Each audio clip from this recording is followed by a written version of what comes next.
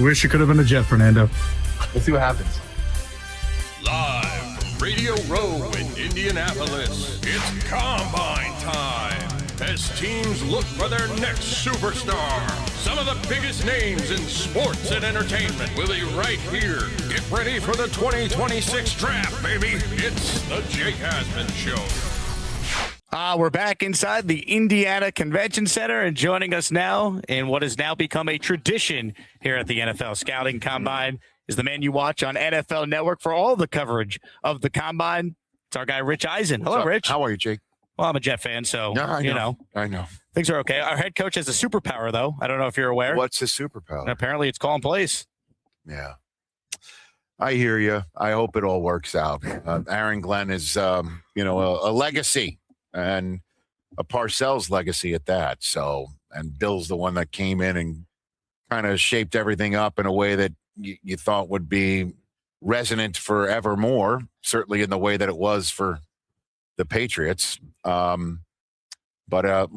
year one was dreadful. Let's hope for a better year for the Jet fans out there. Now, remember the last time we spoke, you were announcing your show. Yeah. Was coming over to ESPN Radio. Yeah. We air you in New York on 1050 a.m. And we were cautiously optimistic about the team, right? Glenn was bringing a new energy. He was talking a big game, and we thought Justin Fields would be coached up properly. But no, it was dreadful.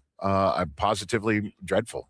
Not a single interception. I think the first turnover of the year is one that I called, and that was the one in London where the Broncos just essentially handed them the football. But like I said, on my show, it's just yet another reset that the fan base has to buy, that all the players that they thought would be the nucleus of a team get traded away for draft choices, that we now have a new general manager to entrust with turning into the proper prospects that you hope won't get traded away 3-4 years from now in another reset. It's just all about finding the right quarterback. Clearly, that is what you need to do. You got to find the right coaching staff. We'll see if they currently have that. We'll find out. It's just tough to sit here and truly buy in as a long-suffering fan of the team, because in the past, okay, you have all the cap space, you have all the draft picks, and there usually would be like some sort of hope at quarterback. You can point to someone in the draft, or a couple of years ago it was Aaron Rodgers. This year it's tough because it doesn't feel like there's any answer out there for this year. We could talk about the 3 firsts in 2027, but you got to get there first. Listen, I don't know what they're going to do at the quarterback spot. I don't think you can run it back with Justin Fields. No, I just simply that is. I know he's affordable, and you want to use your quarterback spot when you don't know what it can be in an affordable way. I don't know what they're going to do with Breece Hall. I don't know how they're going to add another wide receiver. Well, it sounds like they're going to tag Breece if they can't get a deal done. So you'll have him. And what's crazy, Rich, you tell me if I'm nuts with this. You look at their O-line, competent offensive line. Garrett Wilson's a stud. A.D. Mitchell flashed some potential. You got Mason Taylor in year 2. Breece will be back. If you could just get competent base-level quarterback play, they're not that far away from at least. I don't know who you get it from. I don't know. Do you Kirk Cousins? I don't know what Marcus Mariota. Kirk is going to have the Derek Carr at retirement options. I know Derek Carr was apparently told he could be a Hall of Famer with the Jets a couple years ago. Aaron Rodgers. I think Hackett told him that. Yeah. This is our life. I know, man. My brother still diehard about it. My nephew still diehard about it. Have you lost some of the diehardness just of how bad it's been? And of course I have. Of course I have. I'm not lying to you. I sit out there in Los Angeles and I see 2 teams that are right there in front of me. One of them coached by my favorite Michigan Wolverine maybe ever. And then another one coached by Sean McVay and an organization that knows what they're doing, that does everything right, that just, checks every box. They have young players that ball out. They play great football. So, I never thought I would turn to 2 Los Angeles teams being a diehard native New Yorker, but it's tough not to. I mean, and certainly I've been calling some Jet games too, and I want to come across as I don't want anybody to think that I'm I'm biased. I'm really not. When I call football games, I just want the best possible game for me to call. Well, the game you called in London was terrible. The worst coached game I have ever seen by any I don't know about ever. coached. I don't know if it was coaching or not. The situation before the end of the first half. Oh, that was pretty brutal. Oh, my God. And then at the end of the game, Glenn didn't know how long the game-winning field goal was. He's like, what was it, 65, 68 yards? No, Coach, it was 61. And Nick Folk, he hit from 58 2 weeks earlier. Yeah, it was pretty tough. It's a pretty tough one. It was like Kurt Warner. Like I remember people were talking about this. He was like visibly like upset watching how poor the quality of football was. At the end of the first half, correct. Yeah. Yeah. I'm with you. But I have so many great memories of growing up watching the Jets. Still have my Wesley Walker jersey. Still have, all sorts of great memories about rooting for the Jets as a kid growing up. And my brother's still locked in every Sunday. God bless him. Is he texting in the group chat? What are the he's just, no, there's nothing to text. What's the text? There's zero to text. It really was a positively dreadful season. And you watch Quinnen Williams sent away, and you watch Sauce sent away. And it's just like, okay, so who can we buy into? I mean, Garrett Wilson is stupendous. So obviously you got him. And you got an opportunity to add a terrific player at 2, and another one right in the middle of the first round, and see what you can do. And hopefully the football gods stop kicking the Jets and the Nards and they get some good healthy play and actually start winning some football games. Do you have a preference with what they could do at 2 and 16? It feels like this is a very wide open draft. I think that you gotta get somebody at pass rush. You just got to do it. That's what you see. The Eagles, the Seahawks just keep putting fresh rushers out there on the field. I mean, Aaron Glenn knows what to do. Because I don't think you're going to go safety. I don't think you're going to go wide receiver. I don't think you're going to go. The line's been hit so many times in the first round recently. You figure out who's the best pass rusher and go get him and say, go hunt Josh Allen. Go hunt Drake May, go hunt whoever the Miami Dolphins are going to be starting at quarterback and start winning games in division. Well, what's interesting is at 2, right now, the betting favorite is Arbel Reese. Yeah, he's outside linebacker, can be that edge rusher, but he hasn't done it a ton. So it's maybe more of a Michigan Wolverine. I'll tell you this. He's unblockable. He's unbelievable. So you're cool with that pick? Because some Jet fans say, well, it's a projection. I'd rather more of a sure thing, a higher floor, like a Ruben Bain or David Bailey.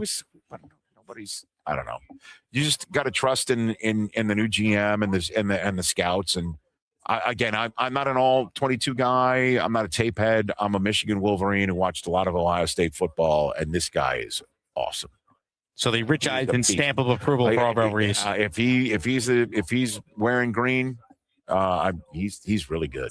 Love it. Can I ask you about the New York Yankees? Because sure, we're the rare Yankee Jet fan. Okay, there's more of us out now than there probably were when you were growing up, but. Right. Like I'm excited. It's baseball. Maybe it's just because I talk about the Jets for 4 hours a day for a living. I'm excited too. If Cole is healthy and then Rodon comes back healthy, having a rotation of Rodon and Fried as your lefties, Heel, Cole and Schlittler as your righties. Will Warren can be a guy who fills in that regard. And then let's hope the back end of the bullpen isn't implosive. But I don't know who's going to get on base. Like the other day, because my 15-year-old son is a diehard Yankee fan. I heard you say this to my coworker Michael Kay, that he's locked into every game. Well, he is, including spring training. And I texted Kay in the middle of the spring training game where the Yankees got a solo shot, I think, from Caballero who it was, and then bases loaded. Goldschmidt strikes out with 1 out and then fly out, and I'm like, a solo shot and not getting any guys in, with runners in scoring position in less than 2 outs. October baseball in March. I'm like, they're in midseason form. I want to see somebody like Stephen Kwan leading off for the Yankees. If they can get somebody, and look at the way the Dodgers almost got beat by the Blue Jays last year. I wanted Bill Bichette. If you're talking about I want somebody. Where are the Bargers? Where are the where are those types of players? Like the Blue Jays just put the bat on the ball over and over and over again. And the Yankees do not have somebody that in their lineup who's just puts the bat on the ball and doesn't strike out. It's just everybody gets up there and swings for the fences. And all you got, like, if you got somebody at the top, like, who's their leadoff hitter again? They don't have a leadoff hitter. Is it Grisham again with his 30 home runs? Like, why did this happen every year? Just stop striking out, put the bat on the ball, and it's like you live or die with the power with the homer over and over again, man.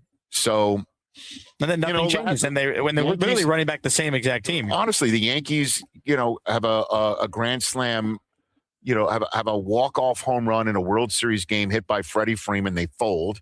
The Blue Jays have a walk-off home run hit by Freddie Freeman against them in the World Series, and they win the next two games. And they lost, but they still took a 3-2 lead home with them. With their closer on the mound trying to win the World Series. Dude, I mean, so again, I'm a diehard Yankee fan forever. Like that one, I'm never ever giving up on. And I love Judge. I love watching him play. Schlittler was amazing. They have so many reasons to like the pitching staff could be totally dominant if healthy. And I'm very excited about that because there are going to be times when the Yankees just don't score runs because they're going to strike out a lot and the home runs aren't flying out of the building. For you with the radio show, got to ask you about this before we wrap up. Sure. What's it been like kind of having your show under the ESPN umbrella now? I hear you in New York. It's cool to have that feel for you. It's great being on in our hometown. And I love it. I just can't get enough of it. I can't believe I'm back with ESPN and get to wear those 4 letters as opposed to, wondering what happened in 2003 with our relationship. And it's just great being back. It really is, dude. When you interviewed Robert Saleh on your show and you commended him for hiring all bald assistant coaches, yes, very much so. Did you feel like as a fellow bald person that you owed the bald community their rightful recognition? Absolutely. And, anybody who's follically challenged needs to root for the Tennessee Titans, I think. Look, I think Saleh might have a chance to actually be a really good coach now. Yeah, of course. It probably comes down to Cam Ward, but it shouldn't surprise any Jet fan. Sam Darnold is winning the Super Bowl with, by the way, his first career win against New England Patriots. Wearing Jets green, he sees ghosts. Winning Seahawks green, he wins Lombardis. Don't get me started. This franchise is something else.